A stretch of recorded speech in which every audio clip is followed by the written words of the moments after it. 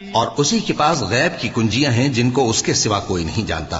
اور اسے جنگلوں اور دریاؤں کی سب چیزوں کا علم ہے، اور کوئی پتا نہیں جھڑتا مگر وہ اس کو جانتا ہے،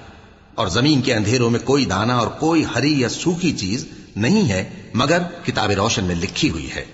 اور وہی تو ہے جو رات کو سونے کی حالت میں تمہاری روح قبض کر لیتا ہے، اور جو کچھ تم دن میں کرتے ہو اس سے خبر رکھتا ہے،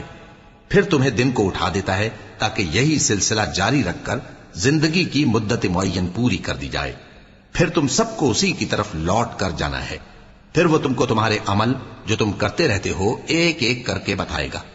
اور وہ اپنے بندوں پر غالب ہے اور تم پر نگہبان مقرر کیے رکھتا ہے، یہاں تک کہ جب تم میں سے کسی کی موت آتی ہے تو ہمارے فرشتے اس کی روح قبض کر لیتے ہیں اور کسی طرح کی کوتاہی نہیں کرتے۔